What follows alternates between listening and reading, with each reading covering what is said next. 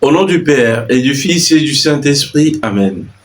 Soyez dans la joie du Seigneur, soyez toujours dans la joie.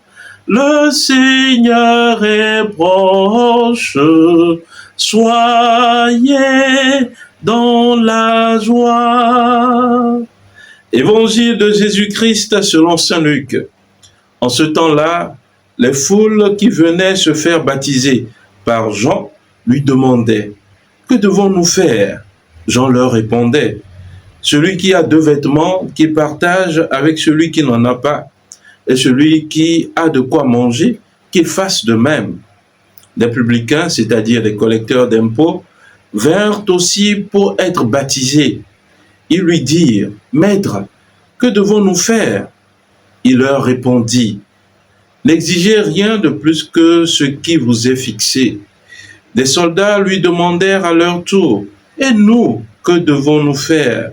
Il leur répondit: ne faites violence à personne, n'accusez personne à tort, et contentez-vous de votre solde.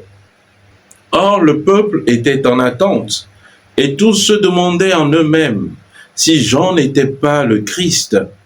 Jean s'adressa alors à tous: moi, je vous baptise avec de l'eau, mais il vient celui qui est plus fort que moi. Je ne suis pas digne de dénouer la courroie de ses sandales. Lui vous baptisera dans l'Esprit Saint et le feu. Il tient à la main la pelle à vanner pour nettoyer son aire à battre le blé, et il amassera le grain pour son grenier. Quant à la paille, il la brûlera au feu qui ne s'éteint pas. Par beaucoup d'autres exhortations encore, il annonçait au peuple la bonne nouvelle. Acclamons la parole de Dieu.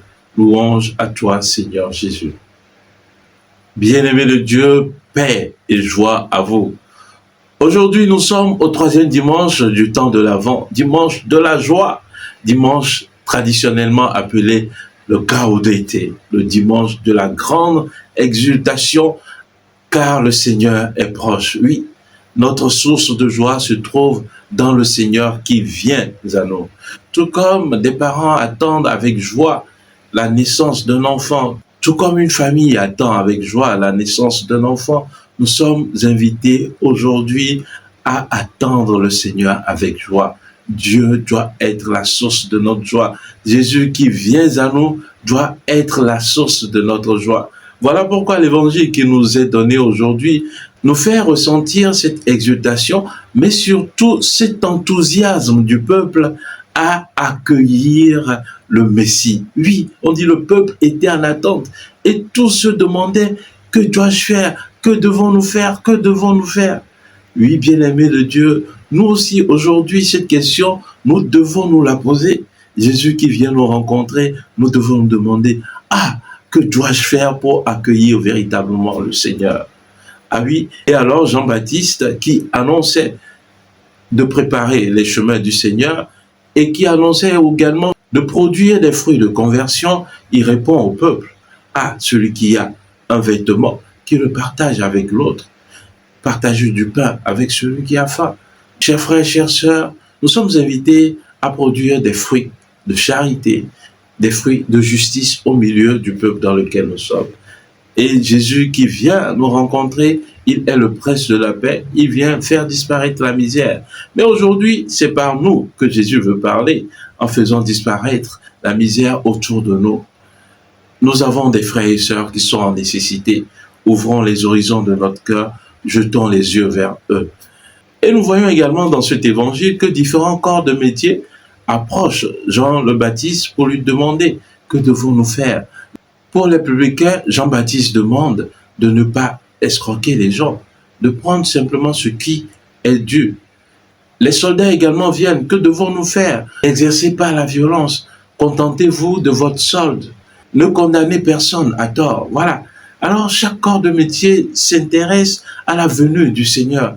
Ah, qu'est-ce que je dois faire pour véritablement correspondre à la volonté du Seigneur, pour véritablement accueillir le Messie?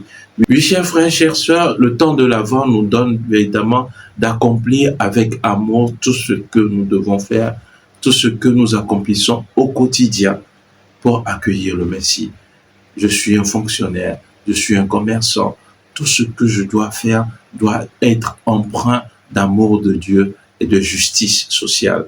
Alors, bien-aimés de Dieu, voilà le message qui nous est donné pour véritablement accueillir le Messie qui vient à notre rencontre.